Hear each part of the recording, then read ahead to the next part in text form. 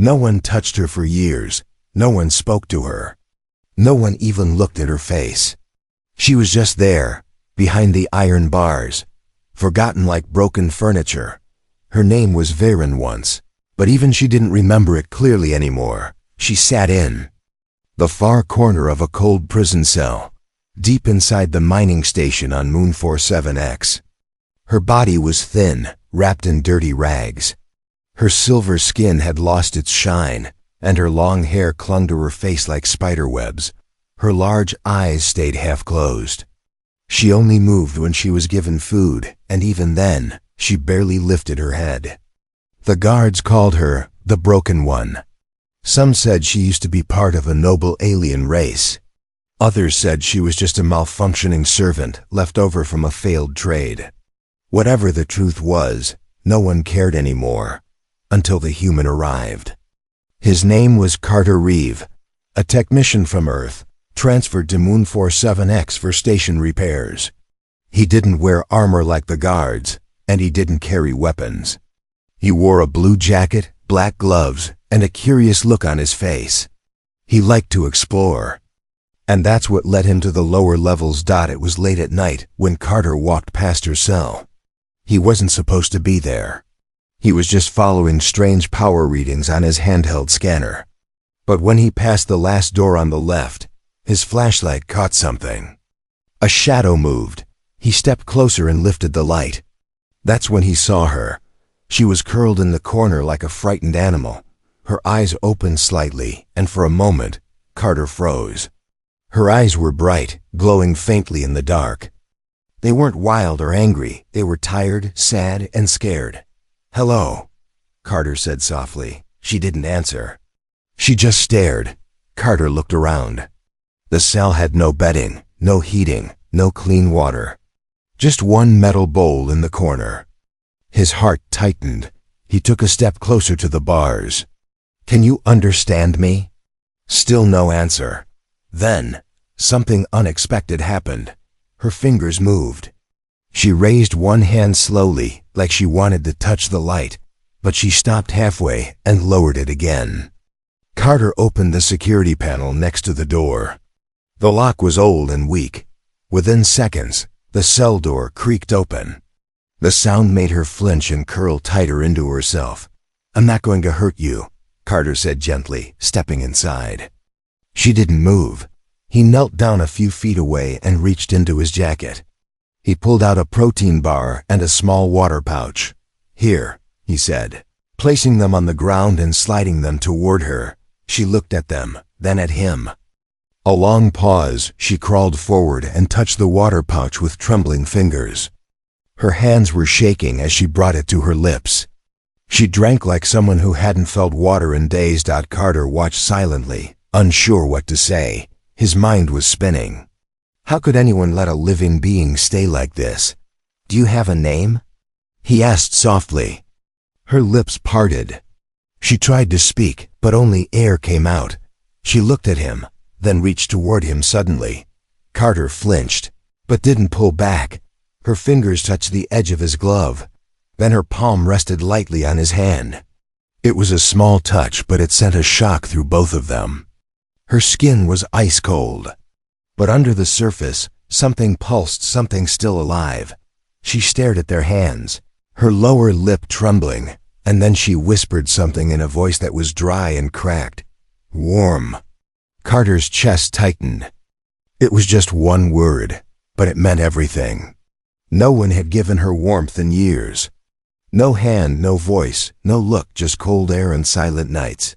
He took off his jacket slowly and placed it over her shoulders. She shivered, not from cold, but from the memory of warmth returning. As he stood to leave, she suddenly reached again, grabbing his sleeve with weak fingers. Her eyes looked up into his, wide with fear. "Don't go," she whispered. Carter knelt again. He took her hand in his and held it gently. "I'll come back," he said. "I promise." And for the first time in 7 years, she nodded. In that small, silent moment, in the darkness of the forgotten lower levels, something broke, not her. The silence. And in its place, a new warmth began to grow. Carter Reeve couldn't sleep. Back in his quarters, the heater hummed softly and the lights blinked green, but his mind was still in that cold, damp cell. He kept seeing her face, those wide glowing eyes, that shaking hand grabbing his sleeve, and the whisper that haunted him. "Don't go." He sat up, rubbed his face, and stared at the clock. It was 2:14 a.m. He got up, grabbed the blanket, and left the room. The prison floor was silent. Most of the guards were asleep or patrolling the upper levels. Carter moved like a shadow through the halls, his boots making almost no sound. He kept his ID ready, just in case. When he reached her cell, he stopped. The door was still closed. The lights above flickered weakly. He listened. No sound. He unlocked the panel again and stepped inside. She was curled in the same corner, but her eyes opened the moment he entered. She had been waiting. He knelt beside her and unrolled the thick thermal blanket. "This'll keep you warm," he said. She stared at it. Then at him. He draped it over her gently, like he was tucking in a sleeping child. Her shoulders jerked slightly, as if she thought he might hurt her, but she didn't pull away. Her lips moved. No sound came out. "What is it?" he asked. She swallowed hard and whispered, "You, come back." Carter gave a soft smile. "I said I would." She didn't smile back, but her hand moved under the blanket. It found his and rested there. Cold skin met warmth again. "You different," she said slowly. "Not other men," Carter nodded. "I'm just a technician. I fix things, machines mostly." She tilted her head, confused. Then said, "Fix me?" The words hit harder than they should have. He looked into her tired face, the bruises, the dirt, the hollow cheeks. "No," he said. "But I can help you feel like yourself again." She closed her eyes. That was enough. He sat beside her for nearly an hour. No words, just stillness. When she finally leaned against his side and rested her head on his arm, Carter felt her breathing calm, her body softening. And for the first time, she slept peacefully. The next morning, Carter woke up at his desk with a pain in his neck. His sleep was shallow and restless. He avoided the other tech crew and skipped breakfast. All he could think about was her. Later that day, while repairing a generator, he managed to pocket a few food bars and an extra bottle of clean water. He also found a small audio device and recorded himself speaking a few simple words: eat, drink, warm, safe, friend. He planned to teach her slowly, one word at a time. That night, he returned again. She was sitting upright this time, wrapped in the blanket, eyes alert. He played the recording for her. Her ears perked at the sound of his voice. He handed her the food bar and said, "Eat." She repeated softly, "Eat." He smiled, close. They worked like that for an hour, word by word, sound by sound. She tried to mimic his words, sometimes failing, sometimes surprising him. Then she pointed at herself and said, "Name." Carter paused. "Your name?" She nodded. Double quotes. "Do you remember it?" He asked. She shook her head. He thought for a moment. "Then let's give you a new one." She tilted her head, waiting. "Lyra," he said. "It means light." In an old Earth language. Her lips moved. "Lyra," he nodded. "Yes, Lyra." She touched her chest slowly and whispered, "Lyra." That night, she didn't just sleep, she dreamed. And Carter stayed near her cell, sitting just outside the door, watching over her like a quiet guardian. Days passed. Each night, he brought something small. A new word, a clean cloth, a drawing pad made from scrap. Lyra began to draw symbols with her finger shapes from her old world.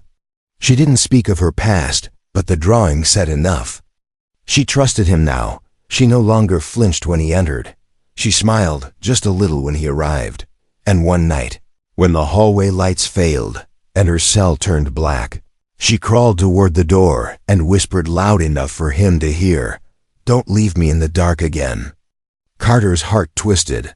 He entered without hesitation and pulled her into his arms. She was trembling hard, shaking like a leaf.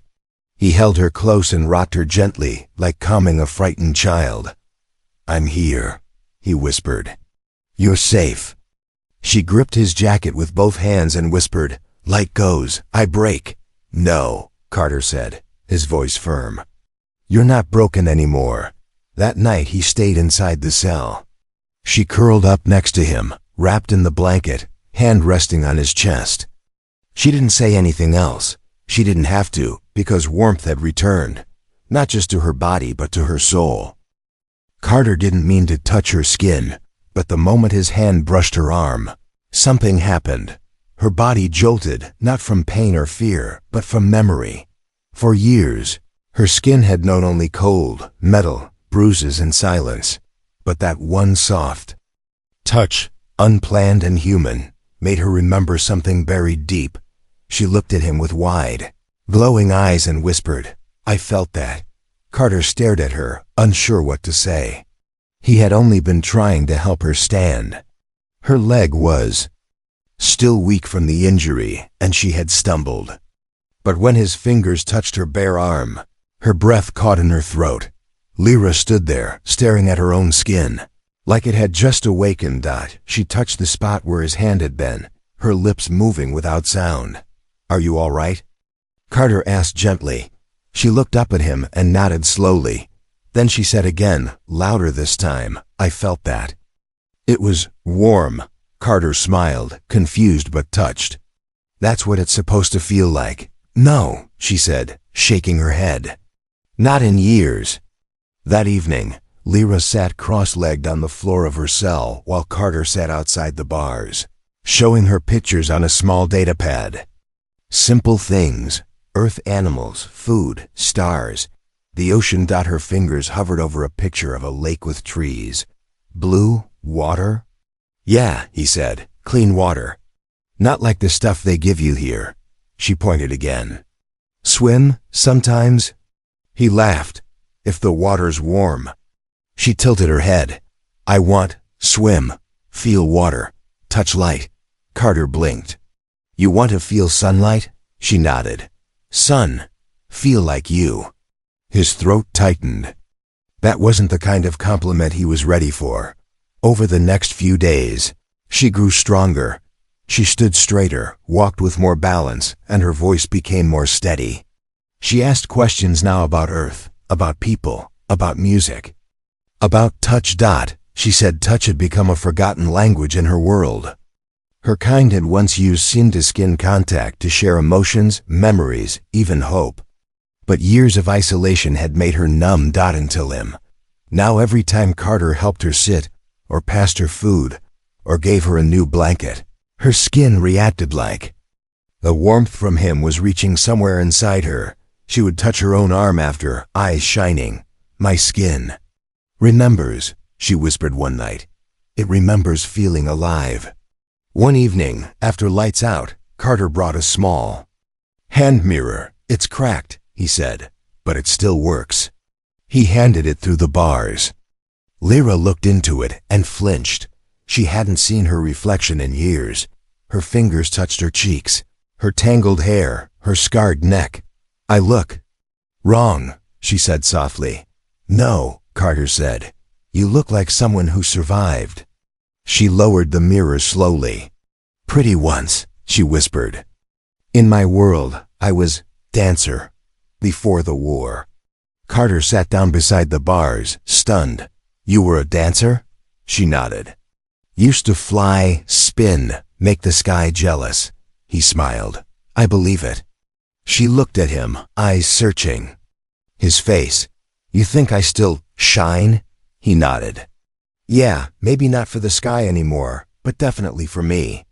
That night, she reached her hand through the bars and placed it on his chest.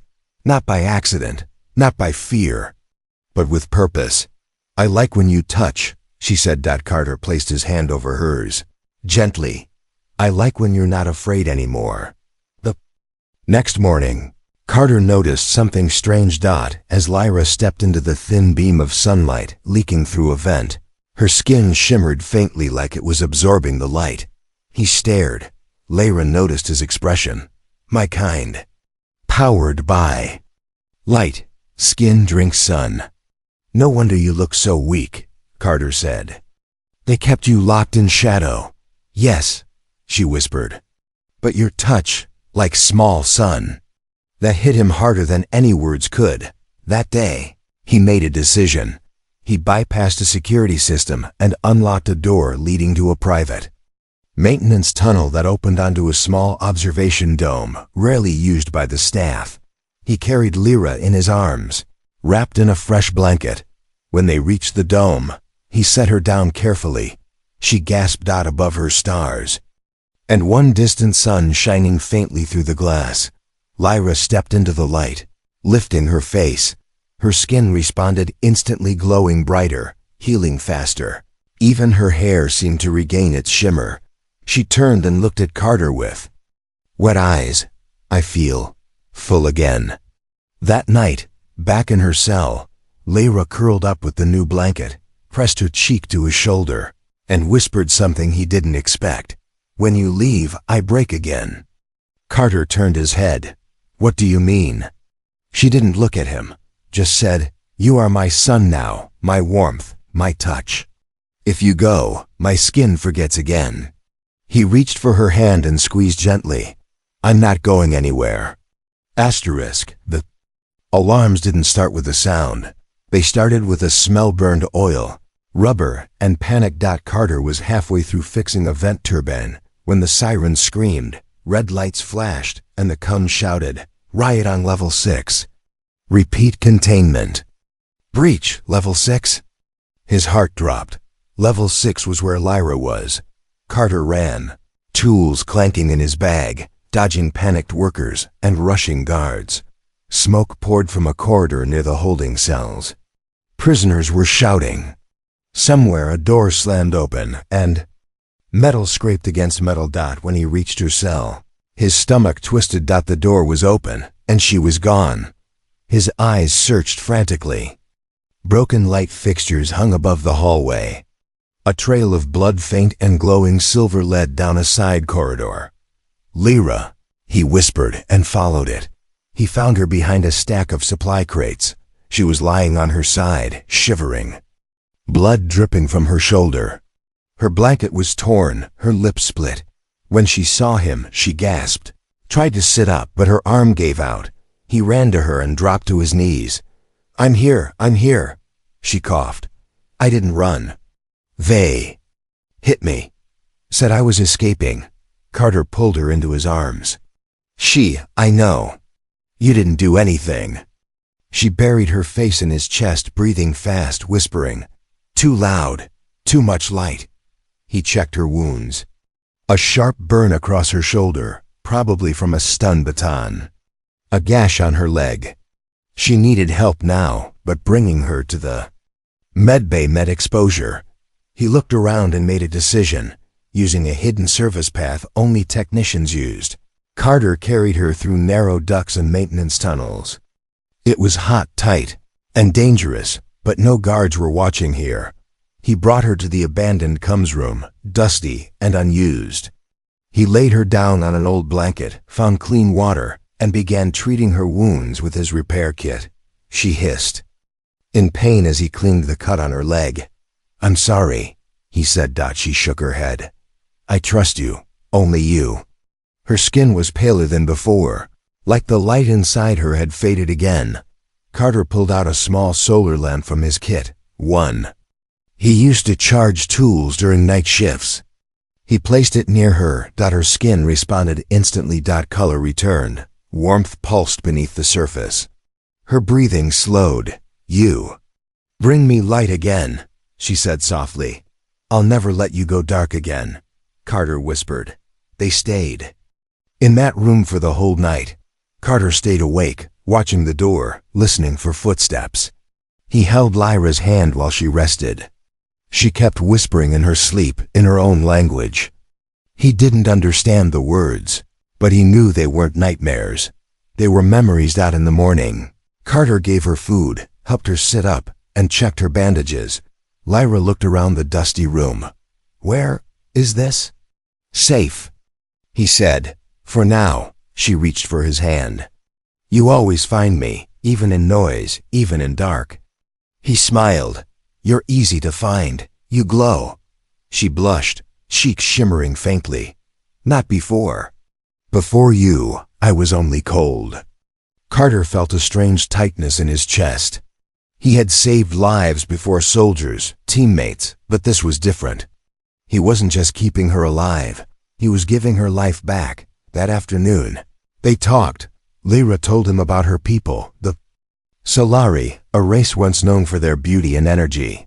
They danced under twin suns. They sang songs made of light.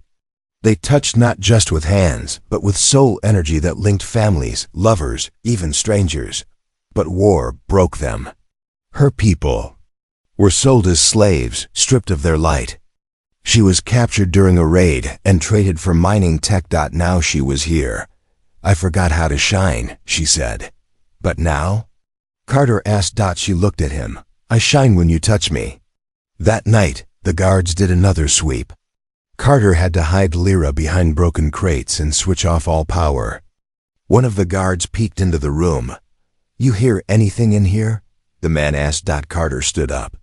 Just busted radios and rats. The guard grunted and left. When Carter turned around, Lyra was trembling. Thought they'd take me. She whispered. He wrapped her in the blanket, pulled her close and said, No one's taking you. She leaned into his chest, breathing deeply. I want to be touched, she said, but only by you. As the alarms faded and the moon's night returned to silence, something had changed between them. Not just trust. Not just safety, something deeper. Something that no riot, no guard, and no darkness could touch anymore. He came to say goodbye. Carter Reeves stood in the dusty doorway of the hidden comms room, holding his transfer notice in a shaking hand. In less than 24 hours, a shuttle would take him off Moon 47X, and she didn't know. Lyra sat cross-legged near the solar lamp, humming softly. Her silver hair had grown fuller. Her skin now shimmered with soft light, and her strength had returned. But when she saw his face, her song stopped. Something was wrong. She felt it. He stepped closer, trying to smile, but it didn't reach his eyes. I have to tell you something. She tilted her head, confused. He held out the slip of paper. I'm being transferred. Off-world. Tomorrow. She didn't move. For a long time she just stared at the paper in his hand. Then her eyes shifted back to him, slowly, like a weight had dropped inside her chest. You leave? She whispered. He nodded. You leave? Me? His throat tightened. I didn't choose it. Orders came this morning. New repairs needed on another station. Lyra stood up, the blanket falling off her shoulders. Her legs trembled, not from weakness but from panic. No, she said. No, you promised. Lyra, She crossed the room in 3 steps, and cupped his face in both hands. He froze. Her touch was no longer shaking or unsure. It was firm, warm, alive. Her eyes burned with light as she stared into his. You are my son, she said. You gave me back my breath, my skin, my name. He held her wrists gently. I didn't mean for this to happen. But it did, she whispered. And I want to live, but not in darkness again. Tears welled in her eyes. Please, don't leave me. Carter closed his eyes. He had faced dangerous missions. He had flown into asteroid storms. But nothing had ever hurt like this. Leaving her felt like betrayal, and staying. Staying meant breaking every rule. But rules had never touched her life. Only silence and cold had. He reached into his coat and pulled out the transfer slip. Then he tore it in half. Then again. And again. Lyra's eyes widened. I'm not going anywhere, he said. She fell into his arms, shaking. You stay? I stay, he whispered, no matter what. That night, he didn't sit outside the cell. He stayed inside it. She laid next to him, under the solar lamp, her hand resting on his heart. He taught her new words, safe, close, stay, and she repeated them in a soft voice, like a lullaby. Stay, she whispered as her fingers touched his cheek. Stay, stay, stay. I'm here, he answered every time. The next day, he took greater risks. He moved her from the old comes room to a hidden storage bay 2 floors deeper, a place no one checked anymore. He stole clean bedding, food packs, soft towels. He gave her everything he could without drawing attention. Lyra began drawing again symbols from her people, images of dancing light, twin suns rising above oceans. Her hands moved with grace. Now you really were a dancer, Carter said. She nodded. My mother taught me. Said when you move with light, sadness runs away. Then she looked up at him. You make my sadness run. Later that night, she touched the side of his face. Again, tracing the shape of his jaw with her fingers. Your skin is soft, she said. But your heart, strong, he chuckled. That's the first time someone said that about me. It's the first time I meant it. She leaned forward, slowly, carefully, and kissed his cheek. Carter didn't move. He just closed his eyes, not from shock, but because it felt right. This wasn't a rescue anymore. It was a connection, one that had grown through silence, warmth, and hands that healed instead of harmed. The next morning, a message buzzed on Carter's console. You missed your off-world departure. Explain within 24 hours. He turned it off without reading the rest. He had already chosen. Later, Lyra asked him a question. Where is your home? He smiled. Earth, big blue planet. Oceans, trees, sunshine. She blinked slowly. Will you take me there? Someday, he said, when we're safe, when no one's hunting you, when no one's locking you away. She held his face again, and this time she smiled. Then I wait with you. I remember how to wait now. Because I'm not alone. And in the dim light of a forgotten moon, her hands told a story of a prisoner who found life again, of skin that forgot warmth until it found one human face worth holding forever. Asterisk. Carter's blood turned cold the moment he saw the storage door open. He had locked it himself the night before. Now it stood halfway ajar, a boot print in the dust, and inside silence. He dropped his tool bag and ran in. Lyra! She didn't answer. Then he saw her, crumpled behind the supply crates, holding her side, blood slipping between her fingers. And standing over her was a guard. Officer Malik was not a kind man. He had been watching Carter for days, suspicious of his late-night shifts and missing supply logs. He had followed him today, waiting for a mistake, and now he found one. Thought you were just sneaking food, Malik said coldly. But you've been hiding a prisoner. Carter knelt beside Lyra and shielded her with his body. She's not a threat. She's not hurting anyone. Malik raised his baton. Doesn't matter. She's property of the station.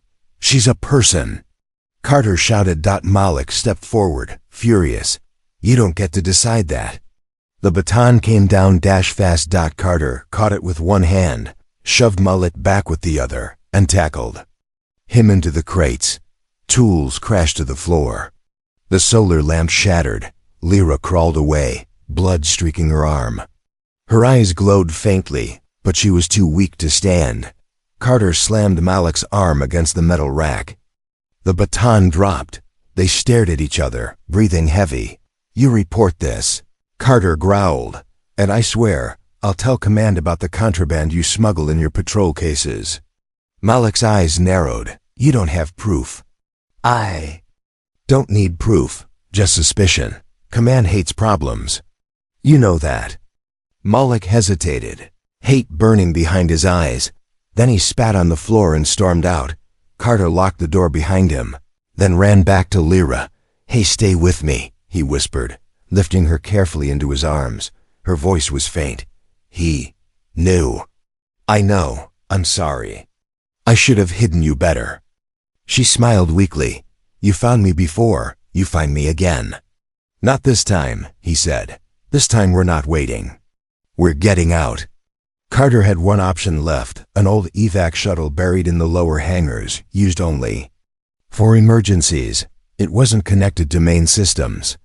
He had helped repair it once months ago. It could still fly, but they had to move fast. He packed what little they had, blankets, food, water, bandages. He wrapped her wounds and held her close, moving through the tunnels like a shadow. Guards were searching the upper levels. Rumors were spreading. Someone said a human tech had assaulted an officer. Another said a glowing prisoner was missing. Carter didn't stop. They reached the hangar at midnight. The shuttle sat under a rusted tarp, dust covering its glass. He carried her inside and placed her gently in the co-pilot seat. She looked up at him. "We fly?" He nodded. "We fly. But where?"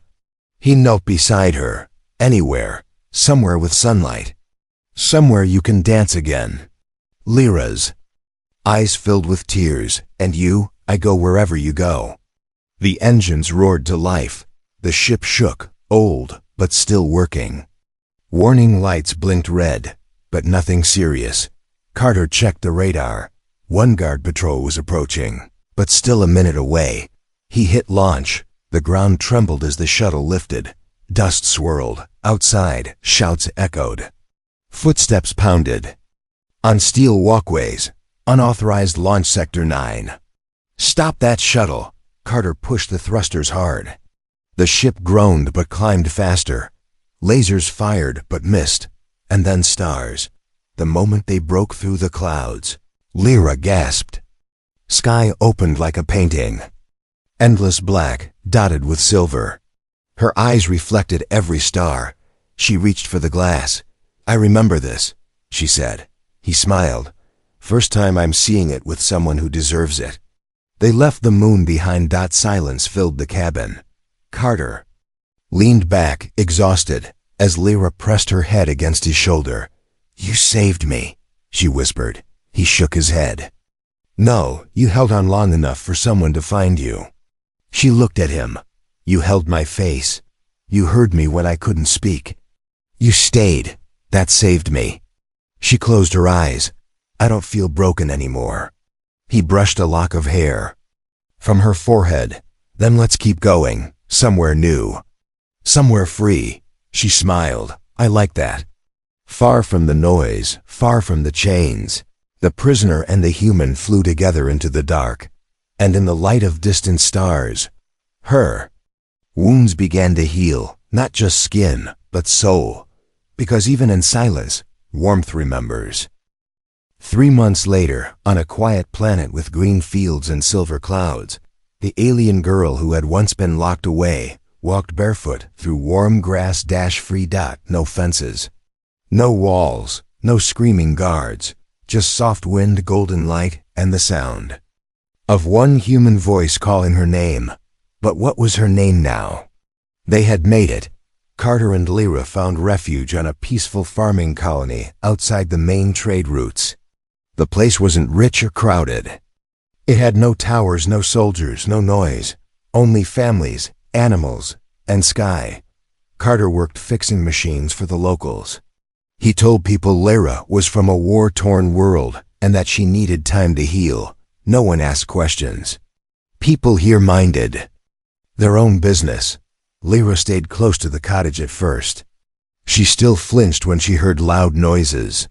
But slowly, her steps grew bolder. She began walking barefoot through the garden, helping with planting, learning earth words from the children.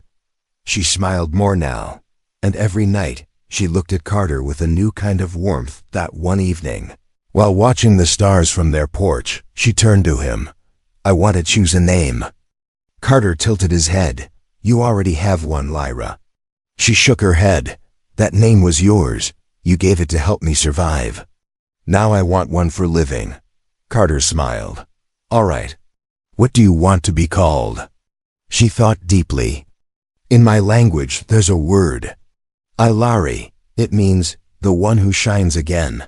He repeated it slowly. "Ilari." She nodded. "I want to be Ilari now." Carter leaned back, looked up at the stars, and said, "Then Ilari it is." She rested her head on his shoulder. You didn't just rescue me. You gave me a future. The next day, the colony held a small gathering. One of the locals was getting married, and everyone was invited. Food was shared, music played, and couples danced under the soft glow of floating lanterns. Ilari sat at the edge of the field, watching the dancers with wide, amazed eyes. Carter walked over and held out his hand. Dance with me, he said. Her cheeks glowed faintly. I don't remember how, he smiled. Neither do I. Let's learn together. They stepped into the open field. At first, her movements were awkward, her feet uncertain. But Carter held her hands steady. One step at a time, she began to move. Then spin. Then laugh. The music became distant. The pain of the past melted away. In that moment, she wasn't a survivor. She was Ilari, the girl who remembered how to shine. Later that night, they sat by the quiet lake near the edge of the village. The moon's reflection shimmered on the water. I dreamed of this place once, Ilari whispered. When I was in that cell, I dreamed of grass and stars and someone holding my hand. Carter turned to her. And now? She looked at him, her voice soft. Now I never have to dream it again. He took a deep breath. There's something I want to say too. She waited. I never knew I needed someone, he said. Not until I found you. She touched his cheek, just like the first time. You didn't find me, you saw me. He kissed her hand gently. And I'll keep seeing you, every day. The stars above them blinked slowly, like they were listening. And then Ilari did something she hadn't done in years. She sang. It wasn't loud, it wasn't in English. It was a melody from her people, once used to greet the sunrise. Soft glowing tones filled the air, as if light itself was moving through her voice. Carter listened in awe. The song ended in a whisper. That song means, she said, my heart walks beside yours. He held her tighter. Mine always will. And so, the girl once forgotten by the world became someone new. Not a number, not a prisoner, but Ilari, the one who shines again. All because one human reached through the dark and gave her what no one else ever had. A name, a future. Place to call home.